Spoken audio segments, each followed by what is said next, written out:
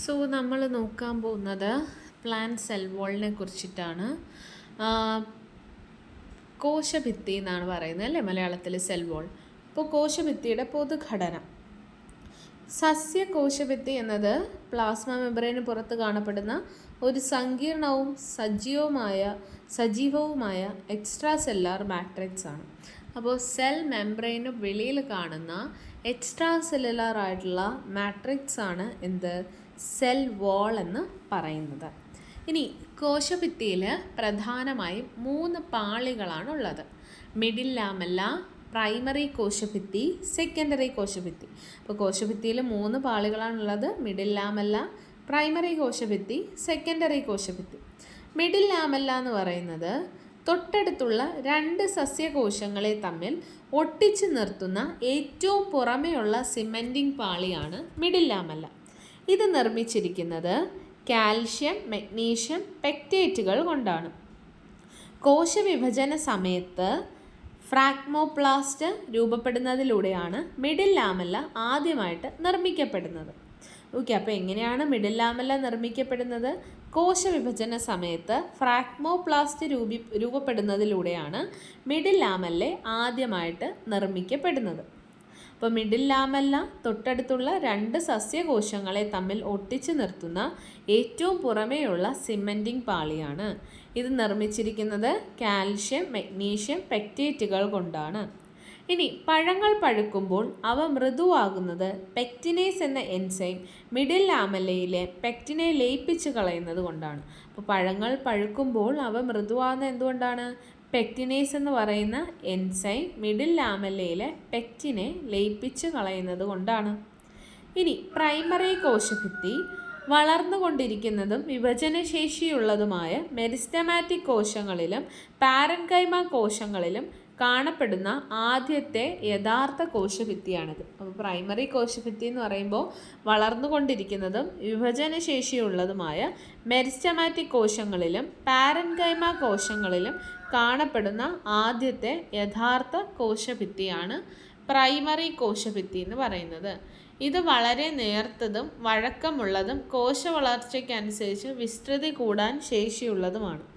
അപ്പോൾ ഈ പറയുന്ന പ്രൈമറി സെൽ വോൾ എന്ന് പറയുന്നത് വളരെ നേർത്തതും വഴക്കമുള്ളതും കോശവളർച്ചയ്ക്കനുസരിച്ച് എക്സ്റ്റെൻസിബിൾ ആവുന്നതുമായ ഒന്നാണ് പ്രൈമറി കോശഭിത്തി. ഇനി രാസഘടന നോക്കുകയാണെങ്കിൽ ഇതിൽ ഏകദേശം 25 മുതൽ 30% സെല്ലുലോസ്, 15 മുതൽ 25% ഹെമി സെല്ലുലോസ്, 35% പെക്റ്റിൻ, കൂടാതെ 5 മുതൽ 10% സ്ട്രക്ചറൽ പ്രോട്ടീൻസ്, അതായത് എക്സ്റ്റൻസിൻ പോലുള്ള ഗ്ലൈക്കോ പ്രോട്ടീൻസ് എന്നിവ അടങ്ങിയിരിക്കുന്നു. ഇനി പ്രൈമറി ഭിത്തിയിലെ സെല്ലുലോസ് മൈക്രോ ഫൈബ്രിലുകൾ കൃത്യമായി ക്രമീകരണമല്ലാതെ ചിതറിക്കിടക്കുന്ന രീതിയിലാണ് കാണപ്പെടുന്നത്. അപ്പോൾ പ്രൈമറി ഭിത്തിയിലെ സെല്ലുലോസ് മൈക്രോ ഫൈബ്രിലുകൾ കൃത്യമായ ക്രമീകരണമില്ലാതെ ചിതറിക്കിടക്കുന്ന രീതിയിലാണ് എന്ത് ചെയ്യുന്നത്, കാണപ്പെടുന്നത്. ഇനി പ്രൈമറി കോശഭിത്തിയുടെ വികാസത്തെയും കോശവളർച്ചയെയും നിയന്ത്രിക്കുന്നത് ഓക്സിൻ ഹോർമോണാണ്. ഇത് ആസിഡ് ഗ്രോത്ത് ഹൈപ്പോത്തസിസ് വഴി കോശഭിത്തിയെ അയവുള്ളതാക്കുന്നു. അപ്പോൾ പ്രൈമറി ഭിത്തിയിലെ സെല്ലുലോസ് മൈക്രോ ഫൈബ്രിലുകൾ കൃത്യമായ ക്രമീകരണമില്ലാതെ ചിതറിക്കിടക്കുന്ന രീതിയിലാണ് കാണപ്പെടുന്നത്. പ്രൈമറി കോശഭിത്തിയുടെ വികാസത്തെയും കോശവളർച്ചയെയും നിയന്ത്രിക്കുന്നത് ഓക്സിൻ ഹോർമോണാണ്. ഇത് ആസിഡ് ഗ്രോത്ത് ഹൈപ്പോത്തസിസ് വഴി കോശത്തെ എന്താക്കുന്നു, അയവുള്ളതാക്കുന്നു. ഇനി ഈ പ്രക്രിയയിൽ കോശഭിത്തിയിലെ ഹൈഡ്രജൻ ബോണ്ടുകളെ ലൂസാക്കാൻ സഹായിക്കുന്ന പ്രത്യേക പ്രോട്ടീനുകളാണ് എക്സ്പാൻസിനുകൾ. എന്താണ് എക്സ്പാൻസിനുകൾ?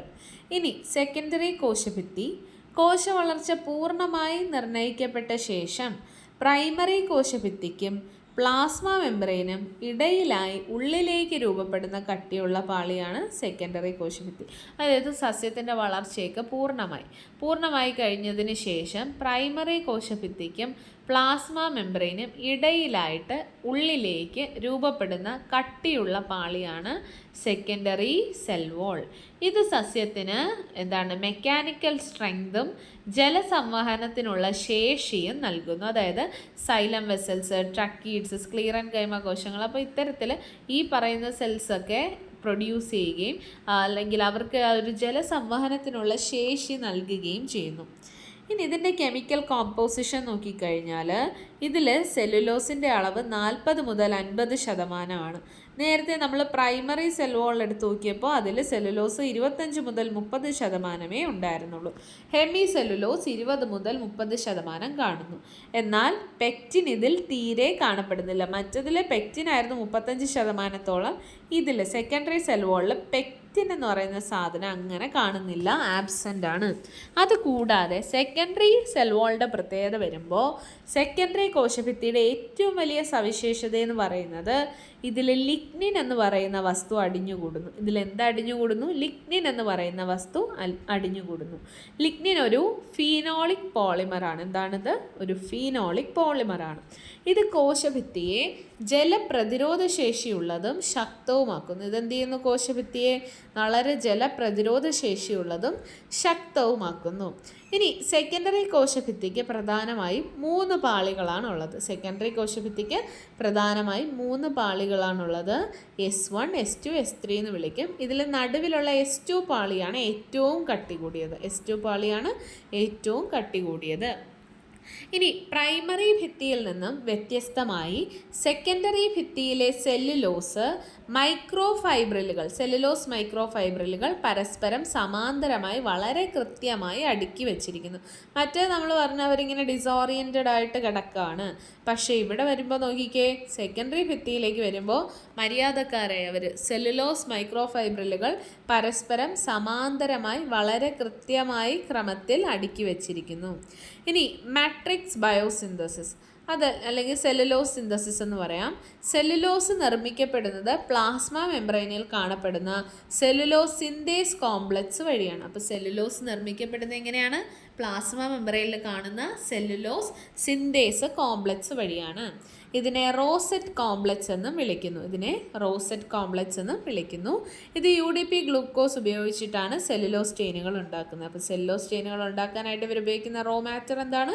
UDP glucose.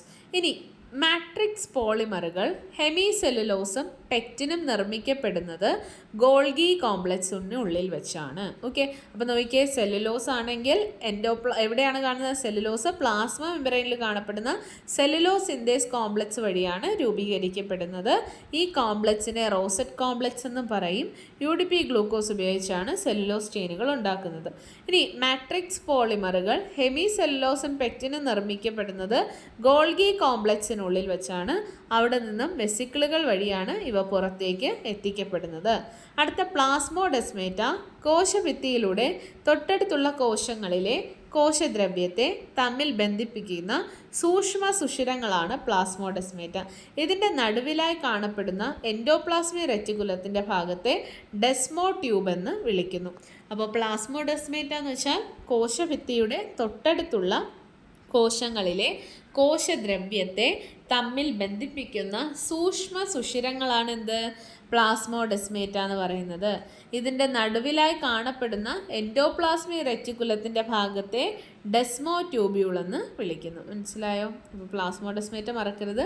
കോശഭിത്തിയിലൂടെ തൊട്ടടുത്തുള്ള കോശദ്രവ്യത്തെ തമ്മിൽ ബന്ധിപ്പിക്കുന്ന സൂക്ഷ്മ സുഷിരങ്ങളാണ് പ്ലാസ്മോഡെസ്മേറ്റ. പ്ലാന്റിൻ്റെ ഒരു സവിശേഷതയാണ്. ഓക്കെ, ഇതിൻ്റെ നടുവിലായി കാണപ്പെടുന്ന എൻഡോപ്ലാസ്മിക് റെറ്റിക്കുലത്തിൻ്റെ ഭാഗത്തെ ഡെസ്മോ ട്യൂബ്യൂൾ എന്ന് വിളിക്കുന്നു.